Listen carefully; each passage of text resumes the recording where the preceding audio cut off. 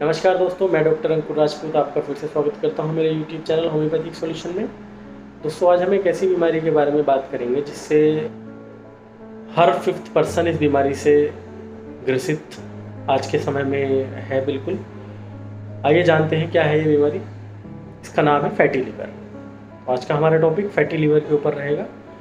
जानेंगे इसके बारे में, क्या होता है फैटी लिवर, क्यों होता है, किन लोगों को होता है, क्या कारण होते हैं और क्या इसका ट्रीटमेंट हो सकता है, क्या इसका मैनेजमेंट हो सकता है। तो जानते हैं फैटी लिवर क्या है। फैटी लिवर से तात्पर्य लिवर रोग से है। बेसिकली लिवर रोग बहुत सारे किस्म के हो सकते हैं। फैटी लिवर में क्या होता है, किसी व्यक्ति विशेष के लिवर में अधिक मात्रा में फैट जमने की कंडीशन या टेंडेंसी हो जाती है, जिसको हम फैटी लिवर कहते हैं। देखिए, एक सामान्य कंडीशन में कुछ फैट की मात्रा बॉडी के लिए अति आवश्यक होती है, लेकिन जब ये फैटी कंडीशन बॉडी की बढ़ती चली जाती है और इतनी बढ़ती चली जाती है कि बॉडी पे भी फैट जमना शुरू हो जाता है और बॉडी के ऑर्गन्स में भी फैट जमना शुरू हो जाता है, तब ये एक पैथोलॉजिकल कंडीशन डेवलप करने की तरफ चली जाती है हमारी बॉडी के लिए, जो कि नुकसानदेह हो सकती है हमारी बॉडी के लिए और शरीर पर हमारा बुरा असर पड़ता है।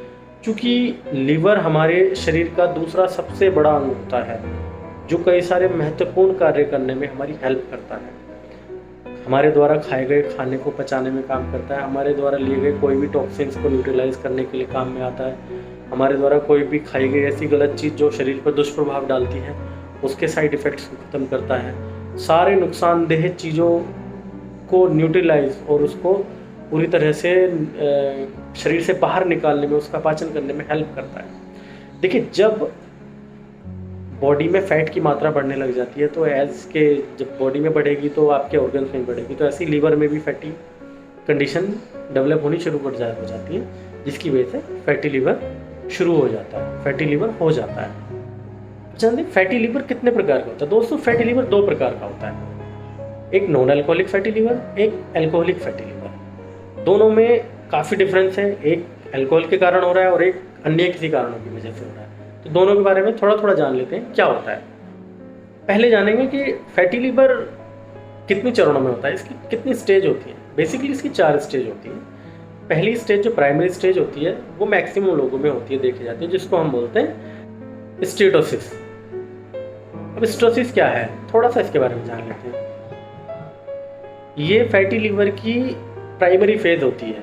इसमें लिवर में बहुत मामूली सा फैट जमना शुरू होता है, जो आपकी अल्ट्रासोनोग्राफी में रिफ्लेक्ट होने लग जाता है, जिसको हम सिंपल फैटी लिवर भी बोलते हैं। अब सेकंड स्टेज में आते हैं। सेकंड स्टेज को हम कहते हैं, इसकी स्टेज को कहते हैं हम स्टेटोहेपेटाइटिस। अब ये स्टेटोहेपेटाइटिस क्या होती है, इसको देख लेते हैं। इसको नॉन अल्कोहलिक फैटी लिवर के नाम से भी या नॉन अल्कोहलिक स्टेटोहेपेटाइटिस के नाम से भी जाना जाता है। थर्ड कंडीशन होती है फाइब्रोसिस। इस कंडीशन में जो लीवर की रक्त वाहिनियाँ होती हैं उसके चारों तरफ एक्स्ट्रा सेल्स की ग्रोथ होनी शुरू हो जाती है, जिसकी वजह से फाइब्रोसिस होना शुरू हो जाता है।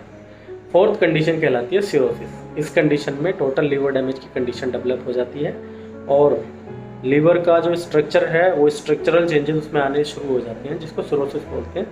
लिवर का पत्थर जैसा बन जाना, नॉन फंक्शनल हो जाना, उसको हम सिरोसिस ऑफ लिवर बोलते हैं। ठीक है, तो 4 हमने स्टेजेस जान ली हैं कि फैटी लिवर की 4 स्टेजेस होती हैं। अब जानेंगे इसके जो मुख्य लक्षण होते हैं, वो लक्षण आपको क्या रिफ्लेक्ट होंगे आपकी बॉडी में। तो एक ब्रीफ रिव्यू ले लेते हैं। जो पहला लक्षण इसमें होगा आपको कि लिवर के हिस्से में पेन होना शुरू हो जाएगा। आप चलते फिरते उठते बैठते आपको पेन महसूस होना शुरू हो जाएगा। सेकंड लक्षण इसका होता है कि आपको जो डाइजेशन है आपका वो प्रॉपरली नहीं होगा, आपको पेट में कॉन्स्टिपेशन या आपको बार बार फ्रेश होके होने जाने की इजाज़त हो सकती है।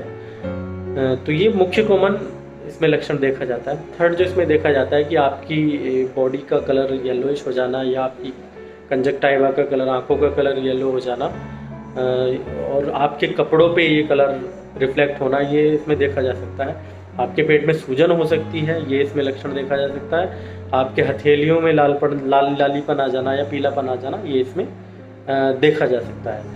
इससे डिस्कम्फर्ट क्या होता है, इससे डिस्कम्फर्ट आपको एज इट इज़ महसूस नहीं होगा, बट आपको जब सिम्टम्स लगेंगे कि आपका डाइजेस्टिव सिस्टम वीक होता चला जा रहा है, आपको कुछ ऐसे लक्षण महसूस हो रहे हैं कि आपको जो राइट हाइपोकोंड्रिक रीजन होता है हमारा, जिस रीजन में हमारा लिवर होता है, वहाँ पे डल पेन हो रहा है या डिस्कम्फर्ट फील हो रहा है चलते हुए, उठते हुए, बाइक पे जाते हुए, सवारी करते वक्त, तो वहाँ से आपको कुछ लक्षण मिलने शुरू हो जाएंगे, जिसकी वजह से आपको एक कंक्लूसिव वे पे जाना अवश्य पड़ेगा। तो ये डायग्नोसिस इसका बनाना बहुत ज़रूरी है। फैटी लीवर होने के कुछ अन्य कारण भी हो सकते हैं जो कि कॉमनली देखे जाते हैं नॉन अल्कोहलिक फैटी लीवर में। पहला है कि अगर किसी पेशेंट को शुगर है तो उसको भी फैटी लीवर होने की संभावना बढ़ जाती है एक नॉर्मल पर्सन से। अगर कोई पर्सन हाइपरटेंसिव है तो उसको ये समस्याएं बढ़ जाती हैं। कोई पर्सन ओबेस है यानी मोटा है तो उसको ये समस्याएं बढ़ जाती हैं, या उसकी फैमिली में ऑलरेडी किसी को फैटी लीवर या लीवर से संबंधित कोई डिजीज़ है तो ये बढ़ जाती हैं। किसी को थैलेसीमिया माइनर है तो उसको ये डिजीज़ होने की संभावनाएं बढ़ जाती हैं। किसी के खून में कोलेस्ट्रॉल यानी फैट की मात्रा अगर ज़्यादा होती है तो उस पर्सन में भी लीवर का फैटी होने की संभावना ज़्यादा रहती है। तो दोस्तों, हमने जान लिया है कि क्यों होता है, किन लोगों को होता है, क्या कारण है, कितने टाइप होते हैं, कितनी स्टेजेस होती हैं। आइए अब जानेंगे हम इसके मैनेजमेंट के और ट्रीटमेंट के बारे में। देखिए, इसका जो बेसिक मैनेजमेंट है और जो इसका मैक्सिमम जो फोकस होता है वो है आपका डाइट कंट्रोल, आपकी हैबिट्स, आपका डेली का हाइजीन मेंटेन होना, आपका डेली का रूटीन वर्क। ये कुछ इसमें कुछ नहीं, ये इसका मेन सॉल्यूशन है कि आप अगर ये चीज़ें फॉलो करते हैं तो दवा की आपको ज़रूरत नहीं पड़ेगी और आपका फैटी लीवर रिवर्स हो जाएगा, because it is a reversible condition. आप इसको रिवर्स कर सकते हैं। कैसे? आप एक तो थोड़े थोड़े समय पे खाना खाइए, बहुत सारा खाना एक साथ नहीं खाना, हर 3 घंटे के गैप पे आपको खाना खाना है, थोड़ा थोड़ा खाना खाना है। बहुत लंबे समय के बाद आपको खाना नहीं खाना है। जितना भी खाना खाना है नाप तोल के खाना, जिसमें फ़ैट की मात्रा कम से कम हो, बहुत ज़्यादा ना हो। थर्ड थिंग कि आपको इसेंशियल फैटी एसिड्स ज़रूर लेने हैं जो कि आपके फ़ैट के डाइजेशन में भी हेल्प करते हैं। आपको मसाले प्रॉपर अमाउंट में खाने हैं। आपको खाने में कार्ब की मात्रा ज़्यादा रखनी है। ऑयली फ्राइड चीज़ों का परहेज़ रखना है। फिज़िकल वर्कआउट पे फोकस करना है। कम से कम 1 घंटा वॉक सुबह में और आधा घंटा वॉक शाम में ज़रूर करना है। अगर आप डायबिटिक हैं तो आप अपनी डायबिटीज़ को अच्छे से मेंटेन करें। हाइपरटेंसिव है तो अपने ब्लड प्रेशर का ध्यान रखें।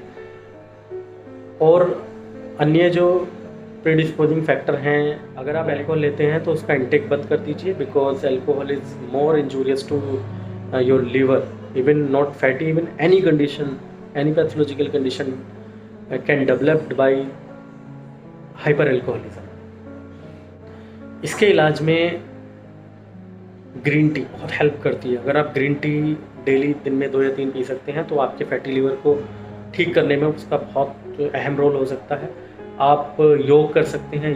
कुछ योगासन आपको योग गुरु द्वारा बताए जा सकते हैं, आप सीख सकते हैं और अपने फैटी लीवर को ठीक करने के लिए उनकी हेल्प ले सकते हैं। बहुत ज़्यादा इफ़ेक्टिव होते हैं। बाकी कुछ एलोपैथिक ट्रीटमेंट्स होते हैं जो कि मैं प्रीफर नहीं करता हूँ किसी भी पेशेंट को। कॉमनली होम्योपैथी हमारा बेसिकली फील्ड है, तो हम होम्योपैथिक मेडिसिन और उसके सॉल्यूशन के बारे में आपको बताएंगे। तो दोस्तों, इसमें कुछ लीवर की मुख्य मेडिसिन हैं जो हेल्प कर सकती हैं आपको। मैं कुछ नाम बता देता हूँ आपको, उनकी इंडिकेशंस नहीं बताऊँगा।